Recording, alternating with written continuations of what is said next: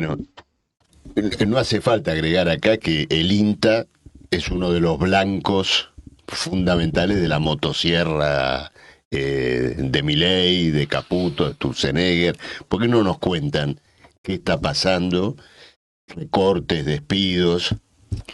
Sí, en este momento nosotros como trabajadores del INTA estamos a la espera de un decreto, como en tantos otros organismos nacionales descentralizados y autárquicos, a la espera de un decreto que implica el desguace definitivo del INTA. No sabemos exactamente qué características tiene, no sabemos cuán a fondo van a ir, entendemos que puede ser en un primer paso el cambio de las autoridades del Consejo Directivo del INTA. Eso implicaría que las tareas sucias se hagan posterior al decreto y sean como más hacia la interna. Estas tareas sucias implicarían 1.500 despidos, el cierre de todas las agencias de extensión del país, que son alrededor de 300, obviamente una nueva cartera de proyectos muy pauperizada en términos de presupuesto, y bueno, eso sería como un poco un desguace casi definitivo del organismo, porque quedarnos con 4.000 trabajadores, un único centro de investigación en todo el país, sin extensión como función fundamental del organismo, ¿no? Perdóname que te interrumpo, pero para hacerte una pregunta. ¿Qué es extensión? ¿Qué significa? La extensión implica la transferencia hacia los productores más en el territorio, en los pueblos, la transferencia de la innovación tecnológica que pueda llegar a producir el INTA y también de otra externa, por ahí privada, a partir de una persona que es un extensionista, un técnico del INTA que lleva esa relación en el territorio con los productores locales. Te pregunto esto. Bueno, primero te lo pregunto porque colocaste el problema y todo más, pero hace 2 semanas tuve la oportunidad de leer en Clarín una columna de opinión firmada por alguien que ahora no recuerdo, pero que defendía el punto de vista del gobierno en la cuestión del INTA. Y decía justamente esto, que tenía que cesar la tarea de extensión. ¿Por qué? Porque esa asistencia ya en los hechos se encontraba privatizada, en manos de los grupos CREA, de las grandes empresas de semillas modificadas, agroquímicos, es decir, que ellas se ocupaban de esa tarea y que el INTA se tenía que dedicar a la producción de conocimiento, digamos, en la punta de la pirámide, seguramente para después transferírselos a estas mismas empresas, que serían las que harían esto que ustedes llaman extensión. ¿Qué hay de eso? Sí, entiendo, lo respondo yo. Entiendo que existe en el campo una pluralidad de actores que van desde los grandes pools de siembra, que ni siquiera son terratenientes porque alquilan las tierras. Después hay, bueno, las familias tradicionales de terratenientes clásicos, de la pampa húmeda sobre todo, tienen grandes extensiones de campo. Y después hay una cantidad de productores más pequeños y medianos que en el área periurbana, por ejemplo, del área metropolitana del AMBA, el AMBA es una de las estaciones experimentales que estarían cerrando y por las cuales nosotros tenemos el conflicto más importante en este momento. Esos compañeros que son técnicos del INTA, que hacen extensión en el área del AMBA, atienden sobre todo a los productores que están en el cinturón frutihortícola y florícola del Gran Buenos Aires, ¿no? Y que son los que producen los alimentos frescos que nosotros consumimos cotidianamente. Entonces, en ese sentido, para cierta cantidad o para cierta población rural, productora de productos de consumo inmediato, digamos, no estaría siendo así que la extensión sea privada, sino que en gran medida se respaldan en una extensión más pública como puede ser la que plantearía el INTA. Nosotros entendemos como trabajadores que el INTA debe ser modernizado, debe ser cambiadas las falencias que tienen. Obviamente nosotros comprendemos que no es un organismo perfecto, pero entendemos que tiene que venir en esa modernización una gran puesta en valor del INTA como organismo y que implique mayor presupuesto, mayor capacidades, más personal, porque es por el contrario, no sobra gente, falta. Una pregunta, hay un conflicto entre los pools de siembra, terratenientes, capital agrario con el INTA? Y solamente se beneficiaría... Y es un poco complejo, pero es como decía Mariana, digamos, el INTA ha generado muchos insumos, una serie de tecnología a lo largo de los años, de innovación tecnológica, y lo ha hecho para el sector productivo. Es una herramienta del sector productivo. Fue fundado, digamos, el INTA específicamente para resolver problemas de mejorar la producción, de mejorar los métodos y fundamentalmente ir modernizando o tecnificando la producción agrícola en el país. Entonces, para eso necesitó de varios pasos.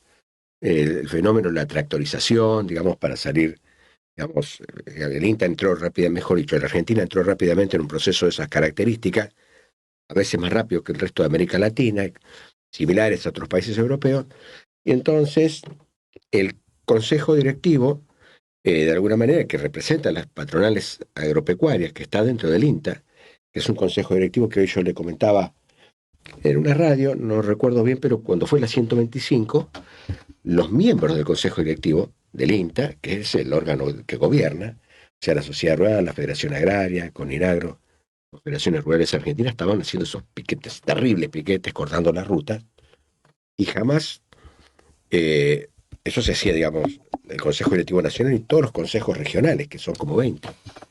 Y estaban en la televisión, salían con terribles piquetes, y jamás hubo una disputa dentro del INTA. ¿Jamás qué? Jamás hubo una disputa dentro del INTA, no se llevó la dificultad, digamos, esta lucha por la 125 dentro de la institución. Digamos, después venían las reuniones y nunca se discutió el tema de la 125. ¿Las innovaciones tecnológicas del INTA se patentan? En algunos casos sí, se han patentado y hay resultados importantes. Y en algunos otros casos, digamos, por otro tipo de convenios. Son mixtas. Son mixtas, sí. Y en ese sentido hay muchas cosas que se han trabajado. Por ejemplo... Capital privado claro, y... por ejemplo, ahora se han patentado variedades de arroz que se desarrollaron en INTA y eso se desarrolló bastante en la zona de Entre Ríos, y las variedades de arroz, por ejemplo, que se han exportado, se están produciendo en el sudeste asiático, en la India, pero fundamentalmente en Brasil hay millones y millones de hectáreas sembradas con las variedades modificadas en el INTA, un grupo que lo conocemos, que lo tratamos, y que hace posible... Genéticamente modificadas. Sí, claro, son variedades nuevas, que aumentan la productividad de los granos de arroz y hacen más fácil todo, entonces eso sí está patentado. Y tiene un patentamiento que hay un reglamento para el patentamiento interno, y ese reglamento permite que, de alguna manera, el grupo que consigue la patente, los que producen la patente, que son algunos trabajadores de INTA o técnicos y profesionales, reciben alguna regalía durante 10 años o 12 años. Ah, y no queda como titular el INTA, sino los trabajadores que durante un tiempo titular el INTA. Y los trabajadores y el INTA quedan, pero después la patente ya es cedida definitivamente. Y esto pasa con el arroz y ha pasado con la maquinaria agrícola. Las patentes tienen un periodo de vigencia. Claro, tiene un periodo de vigencia y después se universaliza. Sí. Entonces, esto es lo que hay, y justamente yo un poco para responder la pregunta era que ese sistema de extensión que vos decías es algo que por la falta de presupuesto fundamentalmente ha tenido dificultades.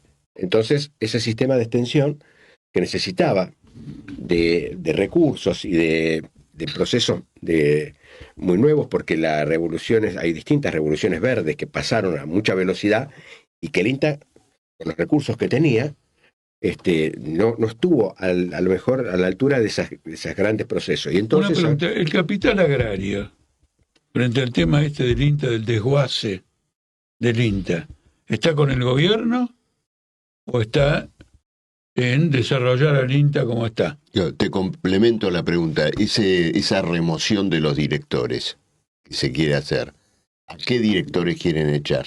¿A los de...? No, lo que pasa es que ella explicó que quieren, en lugar de atacar de afuera y de sacar un decreto chau INTA, colocan a una dirección motosierra en el INTA. Claro. Eso fue lo que explicó Mariana. Comienza. Sí, sí. El Consejo Directivo quedaría con 4 personas del ámbito privado, que está Sociedad Rural y bueno, el resto de la mesa de enlace, digamos, y pondrían 4 personas más directamente del Gobierno Nacional. Correcto. Y desempataría el presidente. En ese caso tendrían Entonces una empezarían a mayoría. despedir, etcétera, y a modificar. En el caso de que la sociedad rural no esté de acuerdo, porque no estaría tan segura de que no esté de acuerdo con despedir gente y esta modernización, entre comillas, que implica el achicamiento Bueno, del eso sería Estado. interesante determinarlo, porque hoy mismo escuché a un representante del agro decir que si ahora en julio Milei repone Las retenciones. las retenciones, van a la guerra contra el gobierno. Bueno, eso es lo que estábamos hablando hoy y lo estábamos conversando. Pero en realidad ya amagaron otras veces. Viste que el gobierno le bajó las retenciones en el girasol, le bajó en maíz, creo en trigo y no sé si en soja. Bajó de 12 puntos a 9. Es decir, es una rebaja con la promesa que era un plan similar a lo que había presentado el kirchnerismo en su momento. Y iba a avanzar, digamos, en la quita de las retenciones y no avanzó. Y aparte el gobierno se gastó 735 millones de pesos, que es lo que ingresó por harinas de soja, de importaciones de harina de soja, que es la segunda importación, y se lo gastó para planchar el dólar. En una semana lo liquidó esos 735 millones. Bueno, por Entonces, eso tiene que quiero conservar. decir, entonces, como hay un problema también con el pago de la deuda y como no encuentra, digamos, el momento para entregarle las retenciones que, digamos, los sectores productivos están planteando, el gobierno cada vez le queda menos tiempo y entonces es muy posible de que se pueda ir a un conflicto de estas características. Pero nosotros vemos que ese margen que tiene el gobierno es un margen menor. Y quizás sea una de las razones también por la cual no encuentran darle forma al decreto para meter 4 miembros del gobierno que terminan copando el Pero INTA. el tema es el siguiente, acá hay que distinguir, pero ya entramos en detalles. Ahora digo 2 palabras sobre este detalle y pasamos al plan de lucha, ¿no? ¿Tendrán un plan de lucha o no? Creo, y que nos conversen y que la audiencia se entere de la lucha que están librando.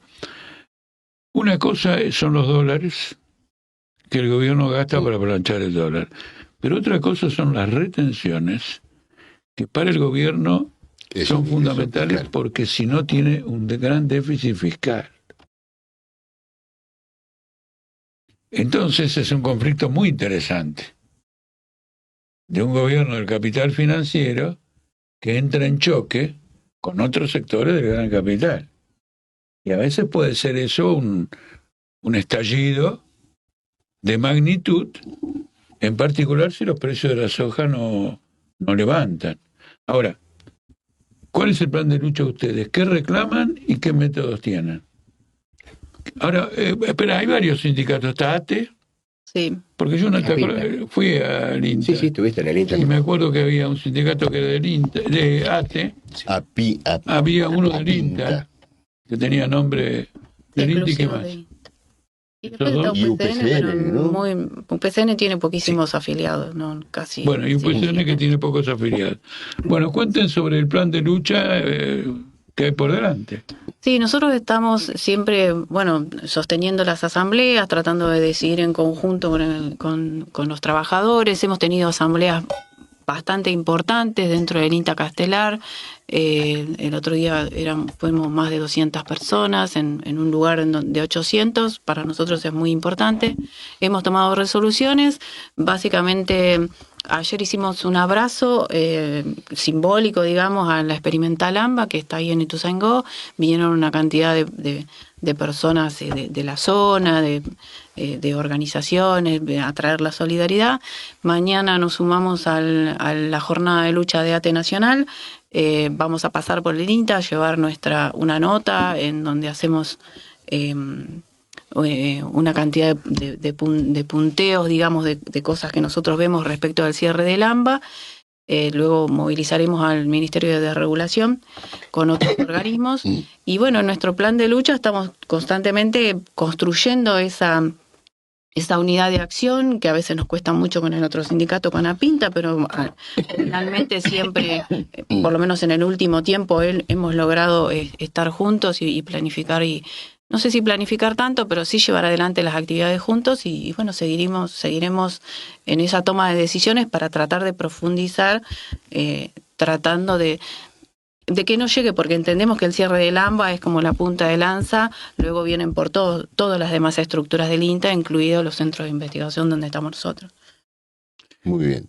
Bueno, es un tema que no creo que la audiencia conozca, sabe que hay una lucha porque se menciona en la televisión, se conoce, pero no que lo conozca debidamente y creíamos que era importante acá. No, y aparte que es bueno que se pueda explicar, porque la gente tiene que entender que el INTA es una herramienta productiva para los agroexportadores y hay una crisis importante también, lo que vos preguntabas y remarcabas en algún momento, que era señalar de que los pequeños productores, porque la pampa húmeda hace unos 30 años atrás, los productores eran más o menos tenían un promedio de entre 100 y 200 hectáreas y con eso alcanzaba para mantener la producción, digamos, las familias por ahí avanzaban, y eso ha ido con el paso del tiempo cayendo, deteriorándose, se necesita mayor cantidad de hectáreas, mayor cantidad de quintales de soja o de lo que se produzca para mantener esa producción que se mantenía hace años atrás. Entonces hay una caída también de la ganancia o del beneficio, y en ese sentido también los pulpos, los agroexportadores más grandes, han, digamos, ido aplastando todo este proceso y se han ido quedando cada vez en una concentración de la producción en cada vez menos mano, y ya de capitales financieros que vienen directamente y especulan, interviniendo de forma directa. Ahora el Banco Macro, por ejemplo, en la región acá de acá de Buenos Aires, el sector más productivo, eliminó todas las cuentas que tenía, 1000 cuentas, digamos, de clientes, digamos, del agro y todo lo demás, pequeños y medianos productores que ya no se pueden mantener con esta producción, incluso teniendo maquinaria y teniendo todavía siendo propietarios de la tierra, porque existe este fenómeno, y el banco ya ha cambiado todos sus activos a la especulación, digamos, en la producción agropecuaria. ¿Y el Banco Provincia? El Banco Provincia está como medio al margen, sí, daba créditos y todo lo demás. Pero ahora tiene otra dirección. Tiene otra dirección, no está... eso no tiene, no. Está Kicillof. Por ejemplo, Kicillof no ha planteado hasta el día de hoy nada sobre la situación del INTA, y acá en la provincia de Buenos Aires tiene un sector productivo que es enormemente importante. Entonces hay una situación de crisis, y esto es lo último que quería decir, un comentario. El gobierno de Milei habilitó el ingreso de semillas altamente tecnologizadas. Claro, eso. Y esas semillas altamente tecnologizadas que le permitían al INTA a través del INIDEP, ¿cierto? Del instituto, digamos, que regula o que produce o cuantifica. INASE, perdón, me equivoqué de organismo público.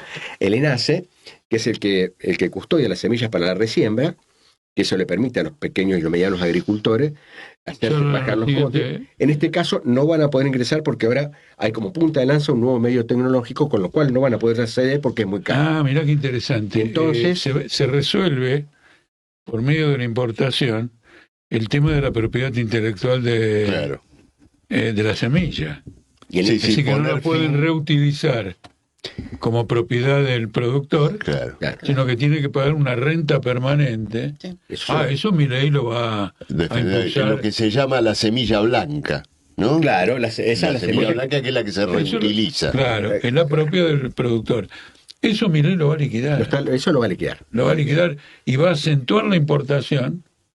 Y el INTA y la importación son incompatibles porque ya vienen los productos con toda su, ¿cómo se dice? Con todo su arsenal tecnológico, vienen de afuera. Es decir, que en este desguace en ciernes, lo que está en discusión es en definitiva una cuestión que ya viene planteada hace tiempo, que es la conversión del agro argentino en un vientre alquilado de las corporaciones capitalistas, de las semillas, de la combinación entre semillas y herbicidas en un paquete único, y el capital financiero que...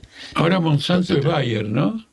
Sí, se fusionaron, pero en definitiva lo que la propiedad intelectual queda en manos de los monopolios. Claro. Y por supuesto los agricultores, conozco algunos porque los he conocido con el paso del tiempo, que son algunos que también arrendan ellos, que se ven obligados a tener que trabajar en otros campos, y cada vez le cuesta mucho manejar, digamos, sostener los activos y la modernización del equipamiento y todo lo demás, y entonces se ven obligados a caer en manos de los pulpos, del sector, digamos, de los agronegocios, que de alguna manera están liquidando ese proceso. Ya es lo último que queda de lo que era en su momento, que le gustaba jactarse a muchos, que había el campo argentino estaba bastante democratizado, que estaba en manos de muchísimos, de miles de productores pequeños y medianos, y eso ya está desapareciendo con el impacto ambiental que va a causar.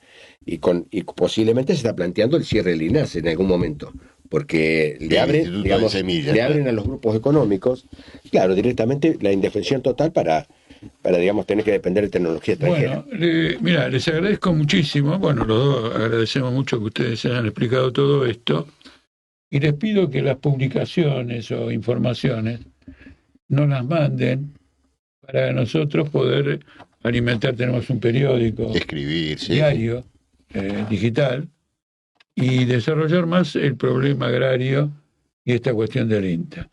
Porque este conflicto que se puede producir por las retenciones puede ser un gran factor de crisis que ayude a los trabajadores del INTA. Ujú. Totalmente. Muchas gracias. Bueno, disculpen que los hayamos retrasado un poquitito, No, todo bien. Muchas gracias. Bueno, pero Muchas era gracias una por cantidad venir, de problemas que hay. no, sí, sí.